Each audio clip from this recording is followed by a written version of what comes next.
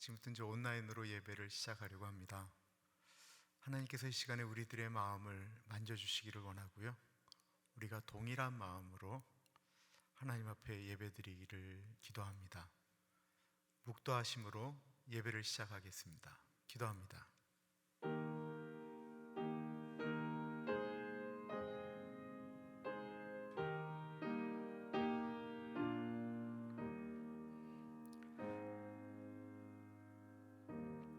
참으로 존귀하신 하나님 아버지, 이 시간에 우리가 살아계신 하나님 앞에 예배를 드립니다. 눈에 보이지 않고 손에 만져지지 않고 귀에 들리지 않지만 우리가 지금 살아계신 하나님 아버지께 예배를 드립니다. 이 시간 우리의 마음이 하나님 아버지께 집중돼서 오로지 하나님만을 바라보며 예배드리게 하여 주옵소서. 참으로 존귀하신 예수님 이름으로 기도드립니다. 아멘. 왕이신 나의 하나님 찬양합니다.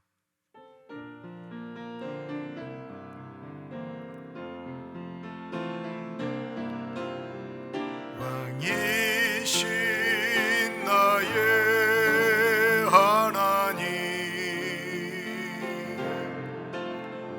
내가 주를 높이고 영원히 주의 이름을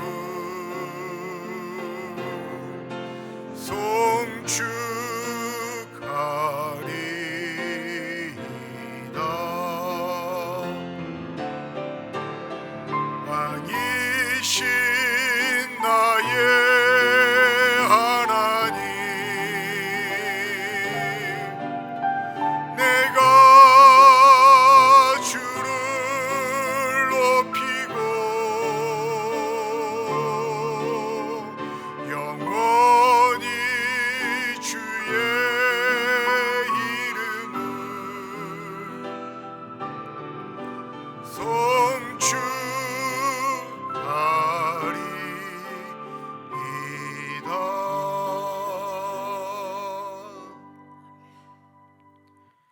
사도신경으로 우리의 신앙을 고백드립니다. 전능하사 천지를 만드신 하나님 아버지를 내가 믿사오며 그 외아들 우리 주 예수 그리스도를 믿사오니 이는 성령으로 잉태하사 동정녀 마리아에게 나시고 본디오 빌라도에게 고난을 받으사 십자가에 못 박혀 죽으시고 장사한 지 사흘 만에 죽은 자 가운데서 다시 살아나시며 하늘에 오르사 전능하신 하나님 우편에 앉아 계시다가 저리로서 산자와 죽은 자를 심판하러 오시리라. 성령을 믿사오며 거룩한 공예와 성도가 서로 교통하는 것과 죄를 사하여 주시는 것과 몸이 다시 사는 것과 영원히 사는 것을 믿사옵나이다. 아멘. 찬송가 347장 허락하신 새 땅에 찬양합니다.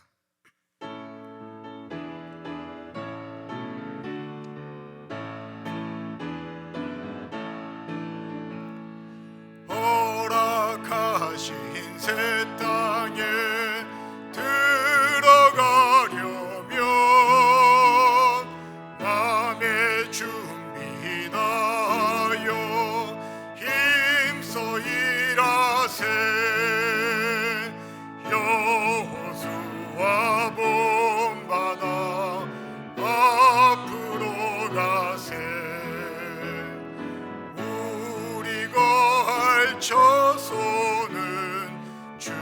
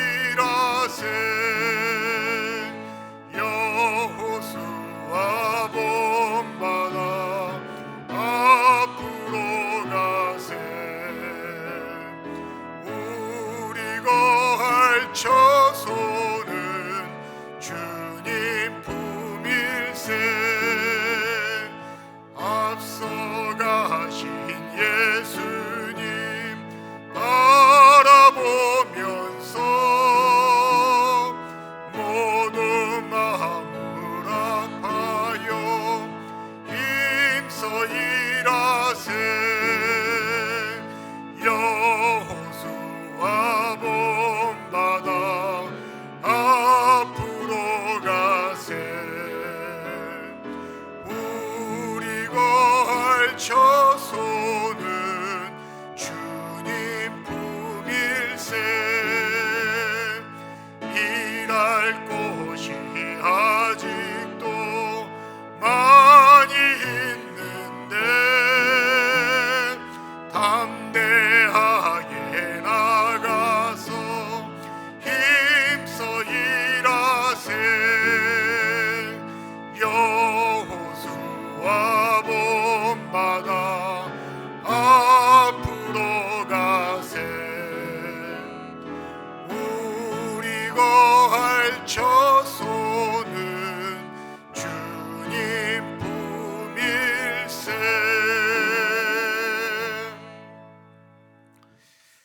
주보나 영상을 보시면 공동기도문이 같이 있습니다.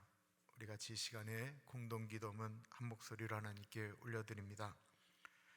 참으로 존귀하신 하나님 아버지, 오늘도 우리 각자의 처소에서 예배할 수 있는 기회를 주심에 감사를 드립니다. 전 세계적으로 코로나 바이러스로 인해 정치, 경제, 문화, 사회 모든 분야가 흔들리는 이때에 이 어려움이 우리의 신앙과 예배 회복의 기회가 되기를 간절히 소망합니다.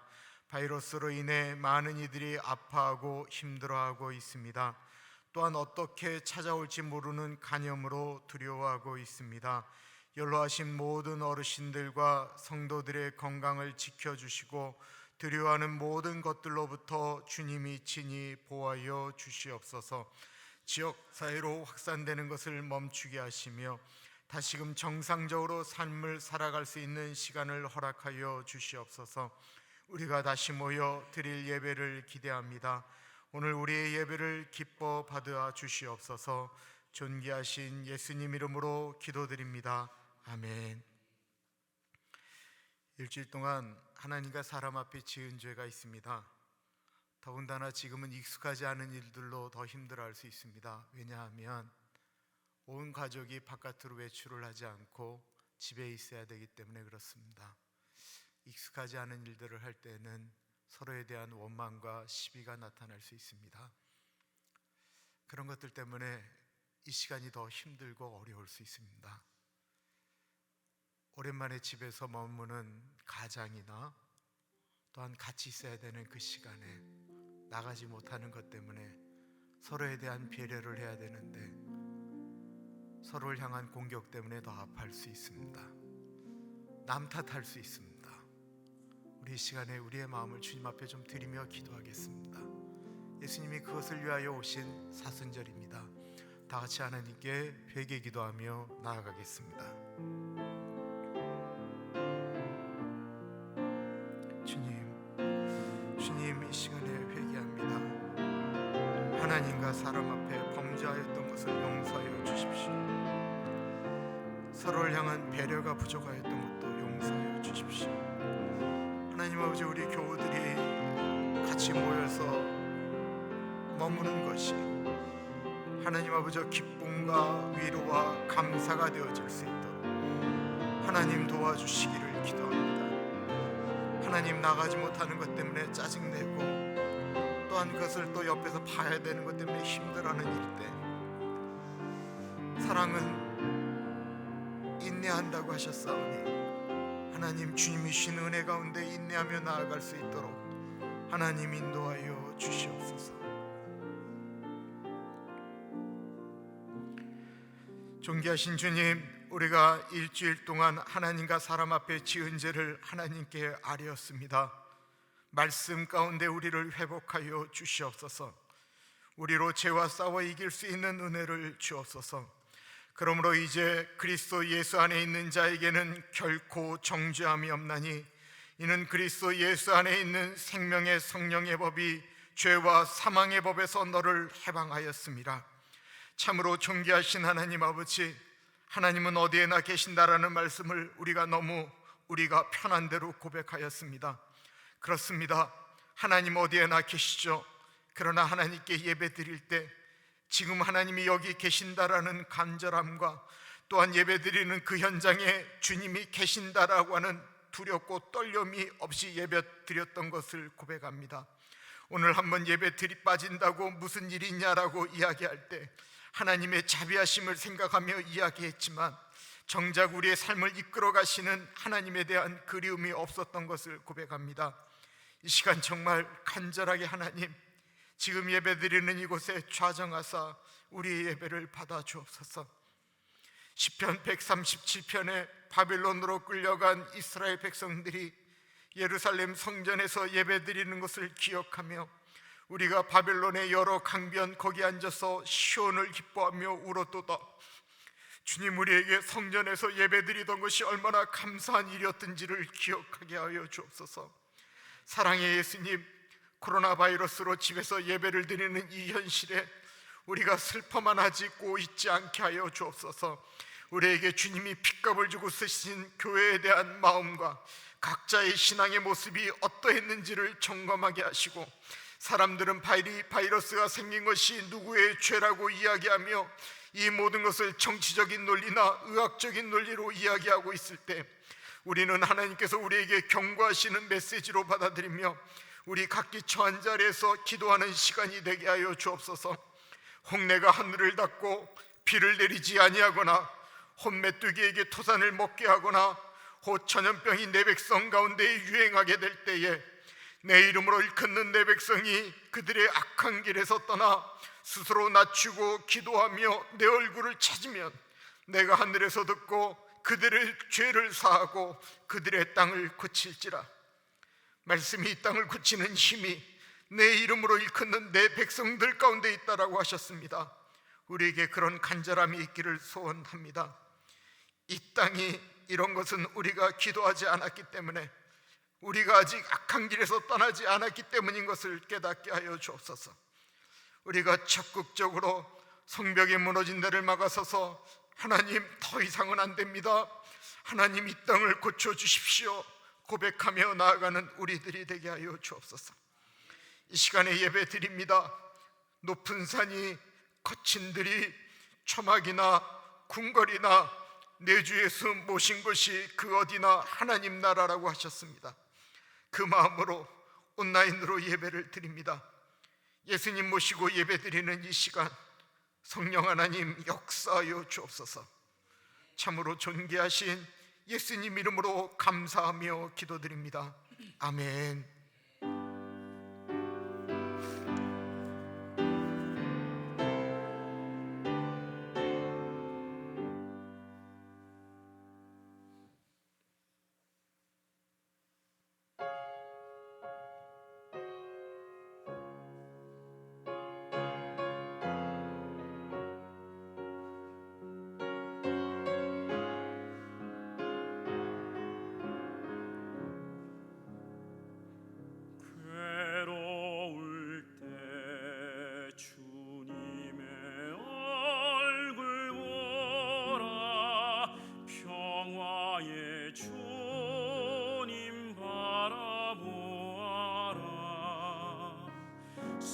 세상에서 시달린 친구들아,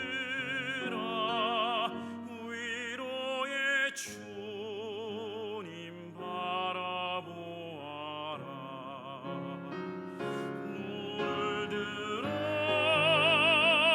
주를 보라. 내 모든 염려 주께 맡겨라. 슬플 때에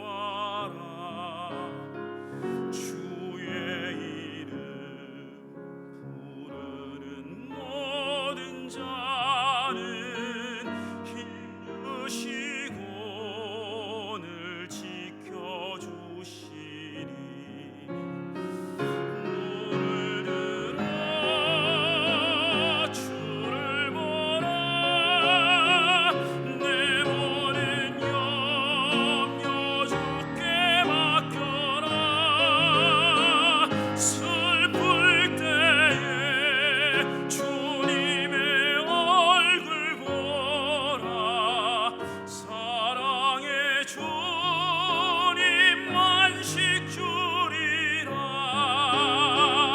눈을 들어 주를 보라. 내 모든 염려 주께 맡겨라. 슬플 때에 주님의 얼굴 보라. 사랑의 주님 안식 주리라.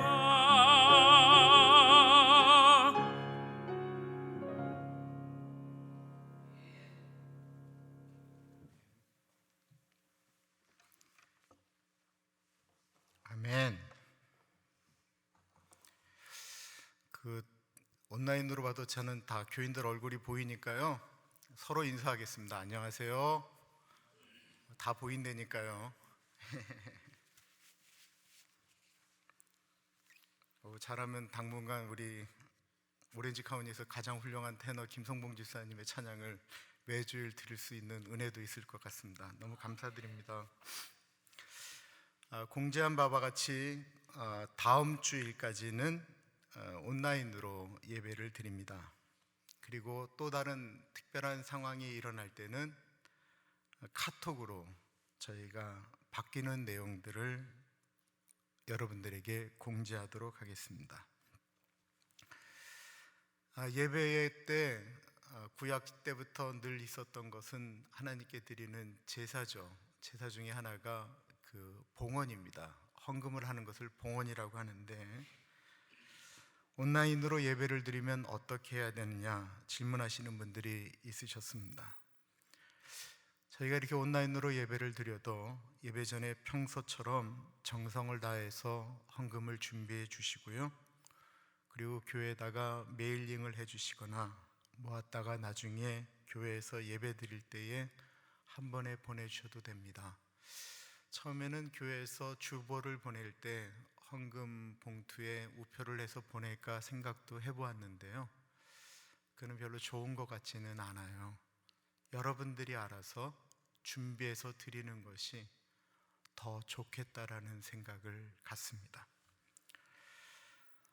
29일까지 교회에서 하는 성경 공부, 모임 등은 모두 중단됩니다. 그런데 지금 나오는 이야기로는 이 기간이 좀 더 길어질 수 있다라는 생각이 듭니다.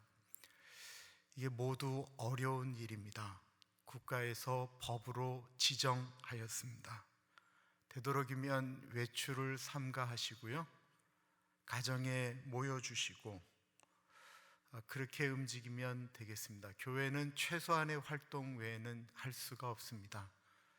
다만 지금 국가에서도 다른 사람들을 도와주는 사역 자체는 오픈을 하고 있습니다. 그래서 크로즈가 되지 않는 한 국률 사역은 계속 될 것 같습니다.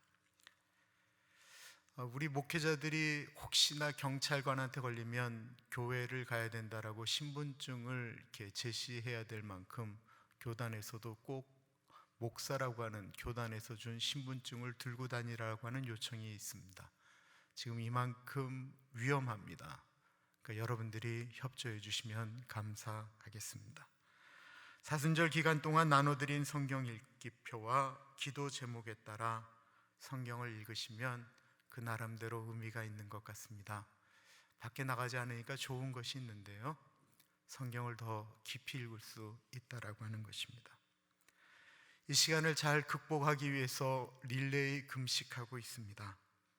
한시적으로 먼저는 29일까지고요. 기간이 더 길어지면 사순절 동안 더 금식하는 시간을 늘릴 수 있겠습니다. 많은 분들이 동참해 주셔서 대단히 감사합니다. 표에 기술되어 있지 않지만 여러분들이 개인적으로 따로 금식하겠다라고 연락을 주셨어요. 그 금식표 외에 많은 분들이 금식을 하고 있습니다. 나는 그때 못했다라고 말씀하시는 분 또 기회가 있습니다. 우리가 이때 금식하지 않으면 언제 기도하겠습니까? 하나님께서 오늘 우리에게 주시는 말씀은 신명기 1장 1절에서부터 5절까지 말씀입니다. 하나님의 말씀을 받들어 봉독할 때에 살아계신 하나님의 음성을 들으시기 바랍니다.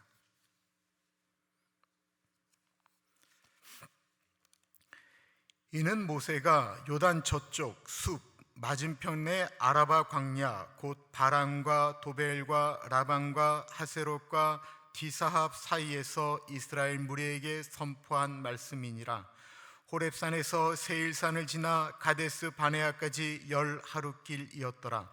40째 해 11째 달 그 달 첫째 날에 모세가 이스라엘 자손에게 여호와께서 그들을 위하여 자기에게 주신 명령을 다 알렸으되, 그때 모세가 헤스본에 거주하는 아모리 왕 시온을 쳐 죽이고 에드레이에서 아스다롯에 거주하는 바산 왕 옥을 쳐 죽인 후라. 모세가 요단 저쪽 모압 땅에서 이 율법을 설명하기 시작하였더라. 아멘. 오늘부터 신명기를 가지고 생명의 삶 묵상이 시작되어집니다. 신명기는 모세가 쓴 책을 가리켜 모세오경이라고 하는데 그 마지막에 해당하는 것입니다. 신명기라고 하는 뜻이 무엇일까요? 신명기의 뜻을 정확히 알면 신명기를 이해하는 데 큰 도움이 됩니다. 신명기는 히브리어나 헬라어로는 두 번째 해당하는 율법이다라고 하는 뜻입니다. 그렇다고 한다면 새롭게 쓰여진 두 번째, 첫 번째 율법이 아닌 또다시 만들어진 두 번째 율법이라고 하는 뜻일까요? 아닙니다. 어떻게 보면 신명기라고 이야기하는 우리 한국어의 표현이 더 정확합니다. 신명기의 신자는 되풀이되다, 반복하다라고 하는 뜻을 갖고 있는 신자입니다. 우리가 이 신자가 그런 신자가 있느냐라고 이야기할지 모르겠는데, 어른들이 자녀한테 어떤 중요한 것을 이야기할 때 뭐라고 얘기하죠? 신신당부한다라고 얘기하잖아요. 신신당부했다. 이 신신이라고 하는 것이 반복했다라는 것입니다. 그 명자는 율법, 명령이라는 뜻이거든요. 그러니까 무슨 말이에요? 반복해서 명령했다라는 것입니다. 반복해서 율법을 명령했다라고 하는 뜻을 가지고 있습니다. 새로운 것을 이야기하는 것이 아니에요. 출애굽 당시에 받았던 그 율법을 다시 모세가 이스라엘 백성들에게 이야기했다라는 것입니다. 그럼 신약 성경에 가장 많이 인용된 구약 성경은 무엇일까요? 제가 다 보고 있대라니까요. 말씀해 보세요. 들려요? 시편이라고요? 시편일 수도 있습니다. 이사야라고요? 그렇죠. 예수님에 대해서 이사야가 말씀 많이 하니까 이사야일 수도 있습니다. 비슷하긴 한데요, 제가 신명기 말씀드렸잖아요. 신명기가 정답입니다. 가장 많이 신약에 응용된 책이 신명기예요. 대략 80여 번. 예를 들어 보겠습니다. 예수님께서 40일 금식한 다음에 마귀의 시험을 받지요. 마귀가 예수님에게 질문을 할 때 꼭 이런 질문을 던집니다. 네가 만약 하나님의 아들이거든, 이렇게 시작을 합니다. 첫 번째 시험이 뭐였죠? 배고프신 예수님에게 네가 만약에 하나님의 아들이거든 여기 있는 이 돌을 떡으로 만들어서 먹어라. 네가 만약 하나님의 아들이거든. 그럴 때 예수님이 말씀을 가지고 마귀의 유혹을 물리칩니다. 신명기 8장 3절에 있는 말씀입니다. 오직 사람이 떡으로만 살 것이 아니요 오직 하나님의 입으로 나오는 모든 말씀으로 살 것이다. 신명기에 있는 말씀이었습니다. 두 번째 이야기가 있죠. 성전 꼭대기에 올라가서 네가 하나님의 아들이거든 뛰어내려라. 그러면 천사들이 와서 너를 받들 것이다 라고 이야기합니다. 이 얘기는 마귀가요 놀랍게도 시편에 있는 말씀을 가지고 예수님에게 시험을 합니다. 시편 91편입니다. 그가 너를 위하여 그의 사자들을 명하시리니 그들이 손으로 너를 받들어 발이 돌에 부딪히지 않게 하실 것이라.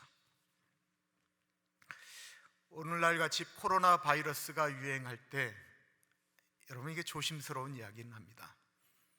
예수 믿는 사람들은 교회에 모여도 코로나 바이러스에 걸리지 않는다라고 이야기하는 걸 이야기할 때 뭐라고 이야기할까요? 우리는 하나님을 믿는 사람들이기 때문에 코로나 바이러스에 걸리지 않습니다. 너희가 만일 진정한 하나님의 사람들이거든 이라고 이야기하면서 마귀가 시험할 수 있습니다. 예수님이 그런 말씀에 대해서 뭐라고 하셨습니까? 예수님이 신명기 8장 16절의 말씀, 6장 16절의 말씀을 가지고 마귀의 시험을 물리치셨습니다. 주 너의 하나님을 시험하지 말라. 여러분, 어떤 것들은 시험하는 거예요. 예수님 무슨 독을 마실지라도 해를 받지 아니하며 그래서 나는 이 독을 마셔도 죽지 않는다. 이거는요, 하나님을 시험하는 거예요. 세 번째로 예수님을 시험하시죠. 예수님을 지극히 높은 곳에 올라서 모든 이 세상에 있는 영광들을 다 보여준 다음에 자신에게 경배하면 이 모든 것을 주겠다라고 시험을 합니다. 이 세상을 다스리는 주체가 누구냐라는 것입니다. 누구를 주인으로 섬기냐라고 하는 질문이었습니다. 예수님은 또다시 신명기의 말씀을 가지고 인용해서 그것을 물리칩니다. 주 너의 하나님께 경배하고 다만 그를 섬길지니라. 신명기 6장 13절의 말씀을 가지고 마귀의 유혹을 물리쳤습니다. 예수님이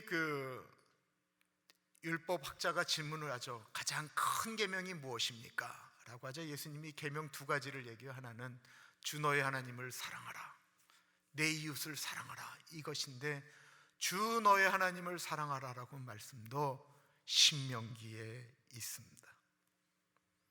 그렇다고 한다면 이 신명기라고 하는 것은 이스라엘 사람들에게 너무나도 익숙하고 그들이 다 아는 내용이에요. 왜 그럴까요? 1절을 보겠습니다. 이는 모세가 요단 저쪽 숲 맞은평의 아라바 광야 곧 바란과 도벨과 라반과 하세롯과 디사합 사이에서 이스라엘 무리에게 선포한 말씀이니라. 모세가 이스라엘 사람들에게 선포한 말씀이라고 하고 있습니다. 장소는 요단 저쪽 숲 맞은편이라고 이야기하고 있습니다. 요단강을 건너서 이제 요단강을 건너가면 이쪽 동쪽에는 가나안 땅이 있는 거예요. 그 건너가기 전을 지금 이야기하고 있는 것입니다. 가나안 땅이 눈앞에 보이는 곳에서 모압 광야에서 예수님께서 모세가 이스라엘 사람들에게 이야기하고 있는 것입니다. 그때 모세의 나이가 120세였습니다. 모세의 나이가 120세라는 말은 어떤 의미일까요? 모세가 오래 살았다라는 의미일까요? 모세가 그때만 해도 아직 건강하다라는 이야기일까요? 그럴 수도 있습니다. 그러나 모세가 120세라고 하는 것은 모세의 마지막 유언이었다라는 말을 의미합니다. 모세가 120세에 죽었기 때문에 그렇습니다. 40년 전에 포로로 잡혀있던, 노예로 살고 있던 이스라엘 민족을 이끌고 홍해를 건널 때 80세의 모세의 가슴 속에는 가나안 땅에 들어가는 꿈이 있었습니다. 그런데 그 꿈이 좌절되었습니다. 자신은 못 들어가는데 그 자리에 있는 이스라엘 백성들은 그곳에 지금 곧 들어가야 합니다. 그렇다고 한다면 모세가 그들에게 마지막으로 무슨 말을 하겠습니까? 여러분들이 이제 이 미국 땅에서 이 이영만리에서 하나님의 부르심을 받는다고 한다면 그때 자녀들에게 무슨 말을 남기시겠습니까? 저는 저희 교회 어른들의 유언에 대해서 여러 번 이야기를 들은 적이 있습니다. 대부분이 무슨 내용이었는지 아세요? 재산에 대한 이야기였어요. 재산. 본인이 죽은 다음에 자녀들한테 남겨야 되는 이런 것들에 대해서 분배하는데 누구한테 얼마, 이런 것들에 대한 이야기가 있었고, 또 다른 것이 무엇이었냐면 본인이 어떤 병이 걸렸을 때, 어떤 심한 스트로크나 이런 게 와서 누워있을 때 생명보조장치를 언제까지 해라, 아니면 그거 하지 말아라, 음식 넣는 튜브 넣지 말아라, 이런 것들이 대부분이었습니다. 근데 그것이면 다 되는 것입니까? 저는 어느 장로님의 부탁을 받은 적이 있습니다. 본인이 얼마 못 살 것 같은데 자녀들에게 해주고 싶은 말이 있다고. 그런데 이것이 신학적으로 좀 맞는 이야기인지 좀 수정해 달라고 부탁을 해서 저희 교회 EM 패서들과 함께 그 문구를 작업하는 일을 했었습니다. 눈물 나는 이야기였죠. 어른이 돼서 이제는 교회를 떠난 자녀들입니다. 본인이 교회를 나오라고 얘기해도, 예수를 믿으라고 이야기해도 믿지 않는 자녀들입니다. 내가 죽을 때 내 자녀들에게 마지막으로 부탁하는 말들이 그 유언장에 쓰여져 있었습니다. 혹시 자녀들에게 그런 글을 남기실 것을 미리 준비하셨습니까? 청년부를 맡고 있는 연웅준 전사님이 외할아버지, 얼마 전에 돌아가신 외할아버지에게 보낸 편지를 2번 사순절에 말씀 묵상한 것을 보내면서 뒤에 첨가하여 보냈습니다. 작년에 연전도사님이 한국을 잠깐 방문했는데 그 방문하는 이유 중에 하나가 외할아버지에게 복음을 전하기 위하여였습니다. 연전도사님은 외할아버지를 볼 수 없기 때문에 때때마다 할아버지가 예수님을 믿도록 사랑의 복음 편지를 썼습니다. 그것을 읽어보셨을 겁니다. 느낌이 어떠셨나요? 그 편지에 느껴져 있는 그 감정이 어떻게 다가오셨습니까? 내 사랑하는 분이 정말로 만나기를 원하는 예수님을 소개하고 싶은 그 간절함을 그 편지에서 느껴보지 않으셨습니까? 신명기의 뜻은 되풀이하는 명령이라고 말씀을 드렸습니다. 모세는 죽기 전에 간절함으로 다시 한번 하나님의 명령을, 하나님의 뜻을 이스라엘 백성들에게 이야기하고 싶었던 것입니다. 구전에 의하면 이 신명기는 모세의 설교가 3편으로 나눠져 있는데 36일 동안 모세가 설교했다고 합니다. 그리고 모세는 그 설교가 끝난 다음에 하나님의 부르심을 받았습니다. 그럼 모세의 첫 설교의 시작은 어떻게 되어질까요? 2절 보겠습니다. 호렙산에서 세일산을 지나 가데스 바네아까지 10하루길이었더라. 이 설교의 시작이 지명으로부터 시작되어진다라는 것입니다. 호렙산이 나오고 세일산이 나오고 가데스 바네아가 나옵니다. 그리고 호렙산에서 가데스 바네아까지 걸어가는 그 길은 대략적으로 얘기하면 150마일, 10하루길이었다라고 이야기하고 있습니다. 이스라엘 사람들이 홍해를 건넌 다음에 광야로 들어가서 시내산에 머물게 되지요. 그 시내산이 신명기에서는 호렙이라고 이름이 바뀌어져 나옵니다. 이스라엘 사람들은 이 호렙산에서 하나님의 율법을 받게 됩니다. 그리고 거기에 머물면서 하나님으로 받은 율법을 이스라엘 백성들에게 모세가 가르치지요. 그렇게 기록한 것이 출애굽기, 레위기, 그리고 민수기 10장까지가 하나님으로 받은 율법을 쭉 설명하는 시간이었습니다. 그것을 기록한 거예요. 그 기간이 11개월이었습니다. 어떻게 하나님을 섬겨야 하는지, 어떻게 제사를 드려야 되는지, 제사장들은 어떻게 옷을 입어야 되는지, 그 모든 것들이 다 기록되어져 있는 모세오경의 핵심들이죠. 그리고 그것이 끝난 다음에 그들은 10하루길을 건너서 가데스 바니아라고 하는 곳에 도착하였습니다. 이 가데스 바니아는 한 하루 2, 3일만 걸어가면 바로 가나안 땅으로 들어가는, 그 가나안 땅으로 들어가는 초입과 같은 곳이었습니다. 국가를 이루는 3대 요소가 있다라는 말씀을 자주 드립니다. 국가를 이루는 3대 요소가 무엇일까요? 네, 주권이 있죠. 주권이 있습니다. 그리고 또 하나는 국민이 있어야 됩니다. 나머지 세 번째가 뭡니까? 영토가 있어야 됩니다.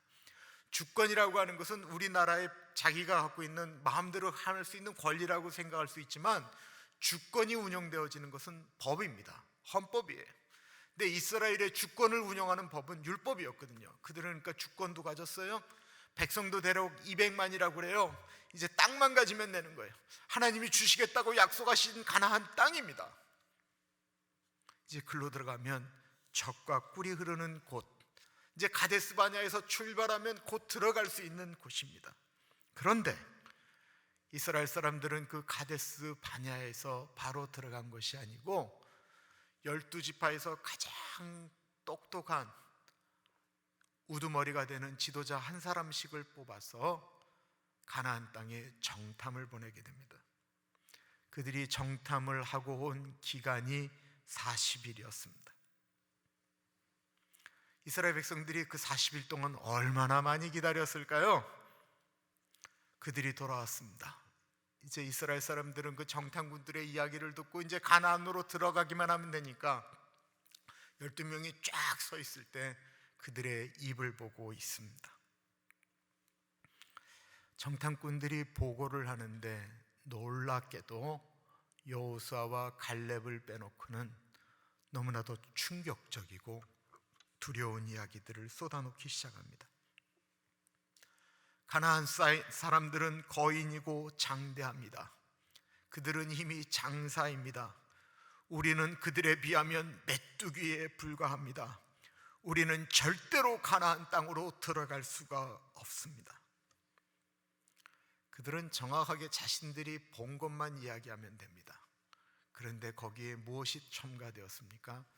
자신들의 경험과 자신들의 이성과 자신들의 판단이 들어가기 시작했다라는 것입니다. 반대로 여호수아와 갈렙은 이야기합니다. 하나님께서 그 땅을 우리에게 붙여주셨다. 그들은 우리의 밥이다. 이스라엘 사람들이 누구의 말을 들었을까요? 10명의 정탐꾼의 이야기를 들었습니다. 그때의 그 슬픈 장면을 민수기 14장은 이렇게 이야기하고 있습니다. 온 회중이 소리를 높여 부르짖으며 백성이 밤새도록 통곡하였더라. 이스라엘 자손이 다 모세와 아론을 원망하여 온 회중이 그들에게 이르되 우리가 애굽 땅에서 죽었거나 이 광야에서 죽었으면 좋았을 것을 어찌하여 여호와가 우리를 그 땅으로 인도하여 칼에 쓰러지게 하려 하는가? 우리 처자가 사로잡히리니 애굽으로 돌아가는 것이 낫지 아니하랴. 이들은 이렇게 얘기합니다. 우리가 차라리 이 광야에서 죽었으라면 좋았을 것을. 하나님은 하나님의 약속의 말씀을 듣지 않고 원망을 하는 그들의 그 소리를 들었습니다.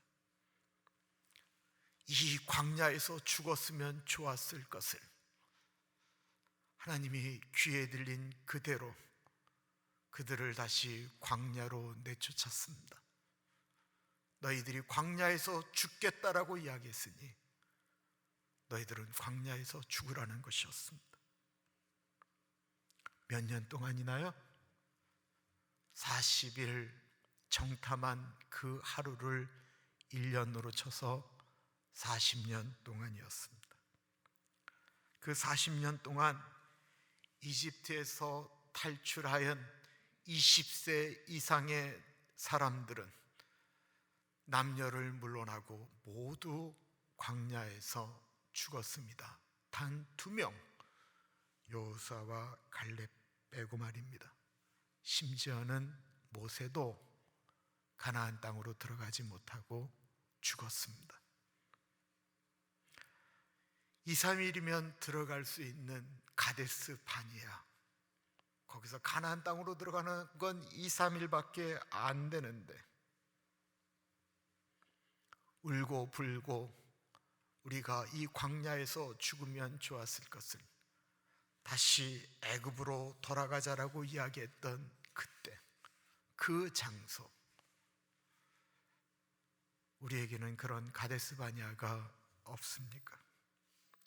이 불순종의 자리, 그들이 귀에 못이 박히도록 아파했던 그 장소, 그 가데스 바네아가 모세가 고별 설교를 시작하는 첫 마디에 나왔다라는 것입니다. 그러니 사람들이 얼마나 무겁게 모세의 이야기를 들을까요?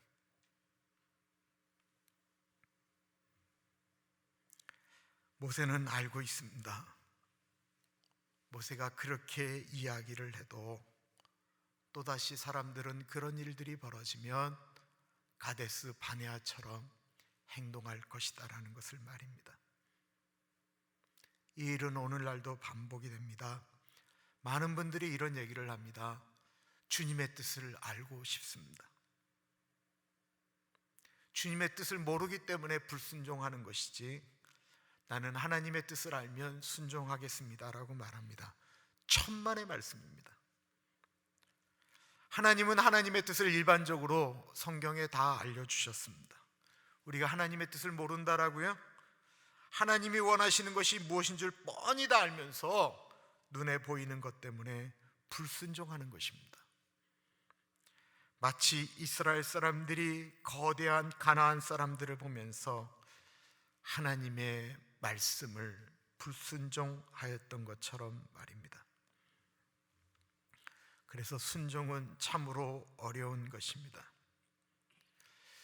우리가 나이가 들어가면서 인생을 돌아볼 때 만약에 불순종의 대가를 혹독하게 치루었다고 한다면 여러분들은 자녀들에게 뭐라고 말씀하시겠습니까? 3절은 그 불순종에 지불해야 됐던 대가, 기간이 나오고 있습니다. 3절입니다. 40째 해 11째 달 그 달 첫째 날에 모세가 이스라엘 자손에게 여호와께서 그들을 위하여 자기에게 주신 명령을 다 알렸으나, 40해라는 건 이제 광야 생활 40년, 그것이 끝났음을 의미하는 것입니다. 그리고 이 40년이라는 건 모세가 죽는 해였다라는 것입니다. 모세에게 있어서 이게 얼마나 큰 아픔이었겠어요. 40년, 80세에 지도자가 돼서 만약에 그때 바로 들어갔다고 한다면 40년을 가나안 땅에서 머무를 수 있었는데 들어가지 못하는 그 안타까운 잃어버린 시간입니다. 누가 이럴 줄 알았겠습니까? 우리는 주의 말씀을 순종하면 대가를 지불해야 된다라는 것 때문에 불편해합니다. 그죠? 내가 이때 하나님 이렇게 하나님 앞에 약속한 대로 헌금을 드린다든지 이런 순종을 하면 나에게 이런 불편함이 옵니다. 그 순종의 대가 때문에 우리는 불순종하는 거예요. 그죠? 그런데 불순종의 대가는 순종하면서 치러야 되는 대가보다 훨씬 더 크다라는 것입니다. 그 불순종의 대가에 대해서 로마서 5장 19절은 이렇게 이야기하고 있습니다. 한 사람이 순종하지 아니함으로 많은 사람이 죄 있는 것 같이 한 사람이 순종하심으로 많은 사람이 의인이 되리라. 우리 가정을 살리는 것은 내 남편이 아닙니다. 내 아내가 아닙니다. 나 한 사람의 순종입니다. 나 한 사람의 불순종이 우리 가정을 망치는 것입니다. 그렇다고 한다면 우리는 어떤 길을 선택해야 합니까? 지금 모세 앞에 놓인 사람들은 가데스 바네아의 반역을 기억하지 못하는 사람들이 대부분입니다. 그때 우리가 차라리 광야에서 죽었으면 좋았다라고 이야기했다고 말했던 사람들은 여호수아 갈렙을 빼면 20세 이상이 모두 그 40년 광야 생활 가운데 죽었습니다. 성인은 모두 죽었다라는 것입니다. 그리고 그 후에 태어난 사람들입니다. 그러니까 나이가 가장 많은 사람들은 20세 전에 그 이야기를 들었던 사람들은 그들은 지금 60이 되었겠죠. 그리고 나서 태어난 아이들입니다. 사람들입니다. 그러니까 이 이스라엘 공동체의 아마 평균 연령은 30세 정도 된 젊은 사람들이었을 거예요. 모세가 그들에게 다시 반복해서 하나님의 법에 대해서 이야기하고 있습니다. 왜 다시 가르쳐야 됩니까? 이들은 시내산에서 모세가 12개월 동안 하나님의 율법을 가르칠 때 그것들을 들었던 사람들이 거의 없습니다. 더군다나 이들은 젊었을 뿐만 아니라 패기가 넘칩니다. 더군다나 이들은 얼마 전에 하나님의 명령을 받들고 큰 승리를 이루었습니다. 4절을 보십시오. 그때는 모세가 헤스본에 거주하는 아모리 왕 시온을 쳐 죽이고 에드레이에서 아스타롯에 거주하는 바산 왕 옥을 쳐 죽인 후라. 이 시온, 아스타롯, 이 모든 여기서 이야기하는 이 사람들은 그 당시에 가장 강력했던 족속들이었습니다. 아모리 족속, 블레셋 족속을 이야기하는 것입니다. 거인과 같다라고 얘기했던 그들의 선조들은 우리는 메뚜기와 같다라고 얘기했지만 이 젊은 사람들은 쳐서 이겼다라는 것입니다. 젊고 패기가 만만했습니다. 더군다나 애굽의 노예 생활을 60 정도 되어진 50대, 40대 외에는 노예 생활도 해보지 않았습니다. 이 젊은이들은 곧 가나안이 우리들의 것이다라고 생각을 했습니다. 이들은 가데스 바네아에서 불순종하여 죽은 1세대와 다른 것입니다. 1세대는 노예 생활을 경험하였기 때문에 먹을 것이 없을 때 만나가 내린 것을 추억합니다. 먹을 것이 없었기 때문에 첫날 만나가 내렸을 때 하나님이 내일 또 줄게 라고 이야기하는데도 너무 배가 고팠었기 때문에, 굶주림을 경험했었기 때문에 내일 또 줄게 하는데도 그것을 믿지 못해서 마치 오늘날 사재기 하듯이 만나를 다 긁어 모아서 집에다 두었던 사람들이었습니다. 그리고 그것이 썩어서 못 먹는 것을 경험한 사람들이었습니다. 노예 생활을 할 때 예배를 제대로 드리지 못하다가 시내산에서 처음으로 하나님의 명령을 듣고 예배를 드릴 때 감격하면서 예배를 드렸던 그 경험이 있었던 사람들이었습니다. 자신들이 광야에서 죽으면서 내가 그때 가데스 바네아에서 하나님께 순종만 했더라면 이 광야에서 죽지 않고 젖과 꿀이 흐르는 땅, 저 가나안에서 죽었을 텐데 하나님 너무나도 아쉽습니다 라고 안타까워했던 마음을 가졌던 사람들이었습니다. 그러나 이 다음 세대는 굶주림을 경험해 보지 않았습니다. 그들은 태어날 때부터 하늘 위에서 아침에 내리는 만나를 먹었습니다. 그러니까 이들에게는 만나가 당연한 거예요. 이들은 태어날 때부터 태어나 보니 낮에는 구름 기둥이 있는 것을 보았어요. 밤에는 불 기둥이 있는 것을 보았어요. 이들은 그것이 기적이 아니에요. 날 때부터 본 것이기 때문에 이거는 당연한 것이었다라는 것입니다. 이들은 하나님의 은혜가 놀라운 것이 아니고요, 이들에게는 그것은 당연한 것이었습니다. 이 젊은 세대, 여러분들은 누가 연상되십니까? 미국에 이민 온 후에 태어난 우리들의 자녀들과 비슷하다라는 것입니다.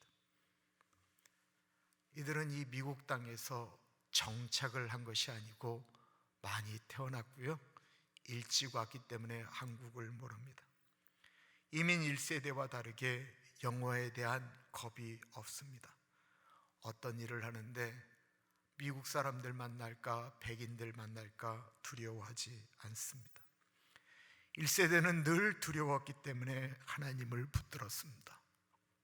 교회 중심의 생활, 하나님 붙들고 마치 광야 같은 이미 생활을 시작했습니다. 그러나 우리의 다음 세대는 미국 생활이 당연한 것입니다. 풍요로운 것도 당연한 것이고 우리처럼 뭔가 부족하다고 매달릴 필요가 없습니다. 그들에게 영어는 모국어고 이 아메리칸 문화는 그들의 문화입니다. 이제 모세처럼 1세대인 우리가 죽는다라면 우리는 다음 세대에 무엇을 남겨야 하겠습니까? 이 패기 넘치고 당당한 그들에게 말입니다. 5절을 보십시오. 모세가 요단 저쪽 모압 땅에서 이 율법을 설명하기 시작하였더라. 모세는 38년 전 시내산에서 이야기했던 하나님의 말씀을 다시 설명하기 시작했다라는 것입니다. 왜냐하면 이들이 가나안 땅에서 살려면 하나님의 말씀을 붙들어야 했기 때문에 그렇습니다. 하나님의 말씀을 알아야 이것이 순종인지 이것이 불순종인지 알지 않겠습니까? 하나님의 말씀을 알아야 가데스 바냐에서 자신들의 조상이 그렇게 범죄하여 3일이면 들어갈 수 있는 길을 40년 동안 돌아갔던 그 아픔을 가나안 땅에 들어가서 하지 않지 않겠습니까?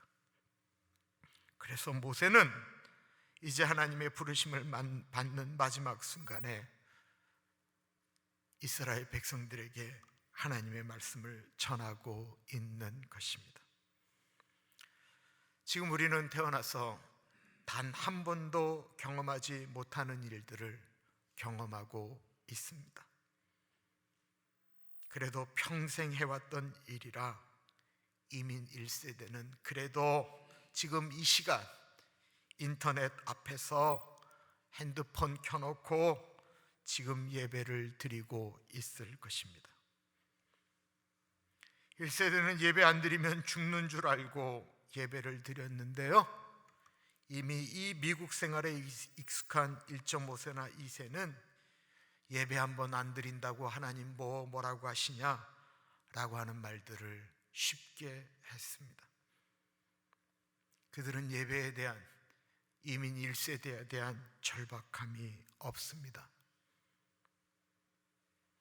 1세대는 아이들을 데리고 교회를 다녔지만 2세대는 어느 순간부터 그들의 자식들이 교회를 나가고 안 나가는 것은 그들의 선택으로 미루었습니다. 1세대는 내 것이다, 하나님께로부터 온 것입니다 고백하며 헌금 생활했지만 2세대들은 자신들이 본 것을 왜 하나님께 드려야 하느냐라고 하는 의문을 갖고 있습니다. 지금 이렇게 예배를 가정에서 드리는 것은 우리에게 위기이면서 또한 기회입니다. 지금 동일한 시간에 유치부와 유년부와 유스와 청년부 모두 인터넷으로 동시에 예배를 드립니다. 전도사님들이 동영상을 찍어 준비하고 페이스북이나 줌을 통해서 얼굴을 보면서 성경 공부와 예배를 드립니다. 지금이 가장 간절하게 하나님의 말씀이 그들에게 들어가야 합니다. 왜 이렇게까지 예배를 드려야 하는지, 그것을 부모들이 자녀들에게 보여줄 수 있는 가장 좋은 기회입니다.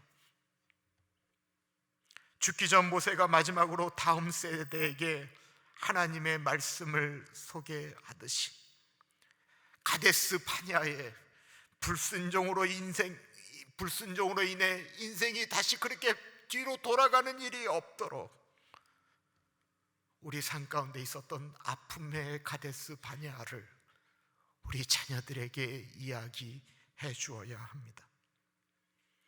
도리어 좋은 기회입니다. 집 밖으로 안 나가다 보니 하루 종일 인터넷하고 하루 종일 텔레비 보면서 시간을 보낼 수도 있지만 같이 예배를 드리고 가족 간에 서로 신앙의 이야기를 하면서 같이 시간을 보내면서 가족이 더 단단해질 수도 있는 기회입니다. 이 시간이 지나면 어떤 가정은 하나님과 더 멀어질 수도 있고 어떤 가정은 더 하나님과 가까워질 수도 있습니다. 지금은 이 시간을 어떻게 보낼지 우리 마음대로, 우리의 생각과 내 마음대로 결정할 수 있습니다. 나중에 다시 모든 것이 정상적으로 돌아올 때 그때 다시 정상으로 돌리면 된다라고 말할 수도 있습니다. 그러나 그 후의 결정은 우리가 선택하기 어렵습니다. 이 시기를 어떻게 자녀들에게 보내느냐에 따라서 그 결과는 열흘이면 들어갈 수 있는 곳을 40년 동안 돌아다니며 움직여야 되는 아픔일 수 있습니다. 여러분들, 우리 다 아는 얘기예요. 우리들의 자녀를 키웠던 그 어느 순간에 놓쳤던 그 일 때문에 그 자녀들이 지금 교회를 안 다니는 거 우리가 다 알고 있잖아요. 그 아픔으로 곧 돌아올 줄 알았는데 10년, 20년, 30년 되도록 안 돌아오는 거 우리가 다 알고 있잖아요. 우리의 손에 달려 있습니다. 마음에 결단하지 않으시겠습니까? 이 어려운 시기, 그러나 가족과 보내는 시간을 통해서 우리들의 자녀들이, 우리 가정의 믿음이 더 단단해지도록 노력해보지 않으시겠습니까? 더 주님의 은혜로 사랑하며 모든 것이 끝났을 때, 그때 좀 더 잘할 걸, 그때 믿음으로 그 시간을 보낼 걸, 하나님이 주시는 말씀에 순종할 걸, 그렇게 후회하는 것이 아니고 우리에게 주어진 이 시간, 그 시간을 주님 안에서 잘 보내겠다라고 다짐하지 않으시겠습니까? 우리 시간에 같이 기도하겠습니다. 하나님, 이 시간 정말 어이없는 시간 같지만 이 시간을 잘 보내서 주님 앞에 아름다운 우리 가정, 우리 자녀들 만들어 보겠다라고 한번 기도하겠습니다. 같이 기도합니다. 사랑의 하나님 아버지, 하나님 아버지, 이 시간이 우리에게 복된 시간이 되어지기를 기도합니다. 하나님 아버지, 가데스 바냐의 불순종으로 이스라엘 사람들이 그렇게 돌아가고 하파했던 그 시간, 그 답답함이 아닌 시간을 통해서 우리 가족이 더 단단해지고, 우리들이 그 갈급하게 그리워했던 그 교회, 바벨론 포로기의 그발 강가에서 이스라엘 민족이 수금을 타며 그리워했던 예루살렘 성전, 아버지, 우리들의 마음이 그 간절함으로 흘러가기를 기도합니다. 성령 하나님, 이 시간에 우리들을 만져주시기를 기도합니다. 우리들의 마음이 하나님 아버지 그렇게 주님 앞에 있기를 간절히 기도합니다. 하나님 동행하여 주옵소서. 아버지 말씀하여 주옵소서. 아버지, 우리가 그렇게 이 시간을 보내기를 다짐합니다. 하나님, 우리 교우들의 다음짐 가운데 같이 하여 주시고 인도하여 주시옵소서. 존귀하신 하나님 아버지, 이 시간에 말씀을 붙들고 기도합니다. 우리의 삶의 가데스 바냐와 같은 순간을 맞이합니다. 우리의 선택이 우리들의 자녀들에게 선한 영향력을 미치기를 소원합니다. 집 밖에 나가지 않기 때문에 같이 있는 것이 더 좋을 수도 있지만 불편할 수도 있습니다. 이럴 때 우리의 마음이 하나님이 원하시는 것이 무엇인지 생각하며 서로를 위해 나아가는 시간 되어질 수 있도록 인도하여 주옵소서. 주님께 예비한 예물을 드립니다. 이 예물을 받아 주십시오. 우리의 마음이 더 하나님을 사모하며 바라보게 하시고, 이런 세계 가운데 온 세계를 움직이시며 주관하시는 하나님을 더욱 신뢰하며 붙들 수 있도록 인도하여 주옵소서. 주변의 어려운 분들을 위하여 꽃헌금을 드렸습니다. 전영명 집사님, 전명근 권사님, 자녀들 한 사람 한 사람 붙잡아 주시기를 기도합니다. 특별히 주님의 길을 가겠노라고 고백하는 형진 형제를 붙잡아 주셔서 주님의 좋은 일꾼이 되게 하여 주옵소서. 장필정 권사님, 건강하게 하여 주옵소서. 걸으시는 것이 힘들지 않도록 은혜 주시기를 간절히 기도드립니다. 홍사식 장로님, 주님과 아름다운 동행을 할 수 있도록 인도하여 주옵소서.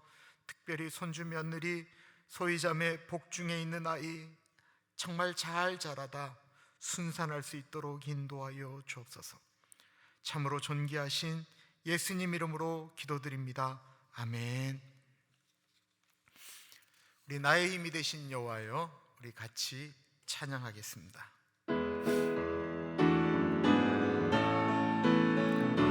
나의 힘이 되신 여호와여, 내가 주님을 사랑합니다. 주는 나의 반석이시며 나의 요새시라. 주는 나를 건지시는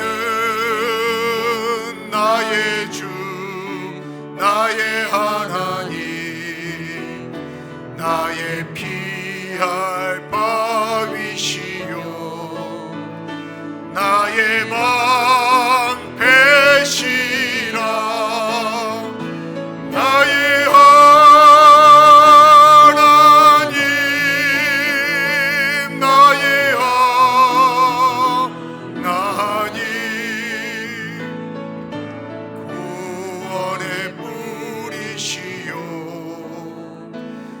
나의 산성이라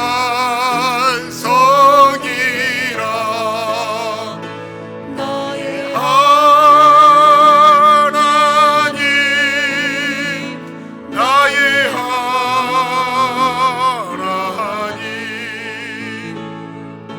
그는 나의 여호와 나의 구세주 나의 생명이신 여호와여 내가 주님을 찬양합니다. 주는 나의 사랑이시며 나의 의지시라. 주는 나를 이끄시어 주의 길 인도하시며 나의 생의 목자 되시니 내가 따르리라. 나의 하나님 나의 하나님 생명의 면류관으로 내게 씌우소서.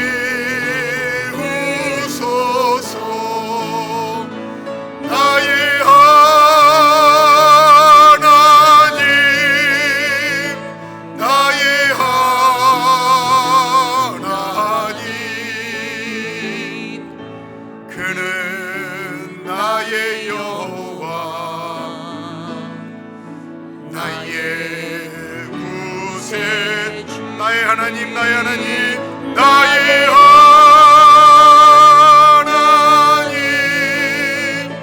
나의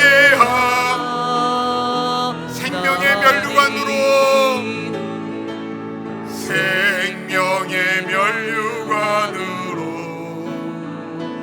내게 씌우소서.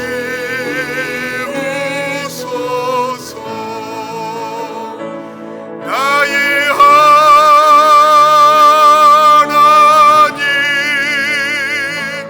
나의 하나님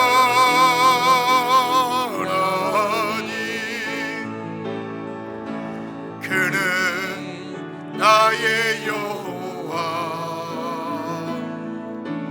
나의 구세주.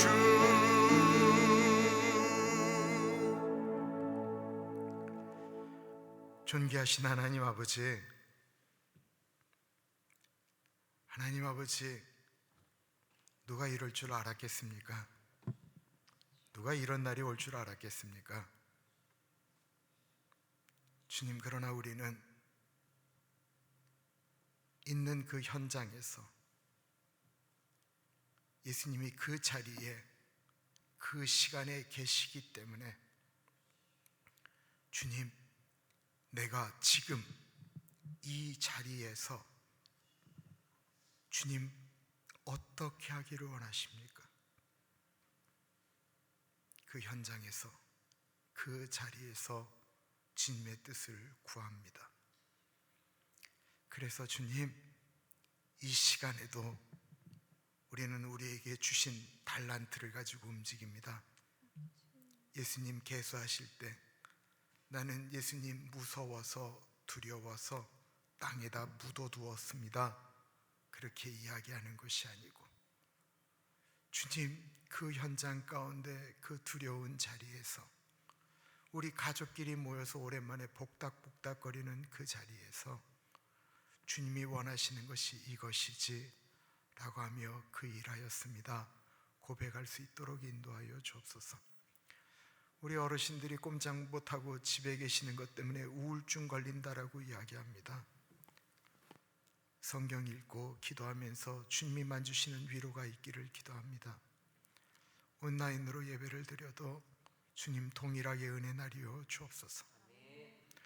지금은 우리 주 예수 그리스도의 은혜와 우리를 너무나도 사랑하셔서 하나밖에 없는 아들을 넉넉하게 보내주신 하나님 아버지 그 크신 사랑하심과 성령 하나님 감화감동 역사 충만 교통하심이 이 시간 우리들의 자녀들에게 믿음의 유산을 남기겠습니다. 고백하는 사랑하는 주 백성들 머리 위에 지금으로부터 영원토록 같이 하시길 간절히 축원하옵나이다. 아멘.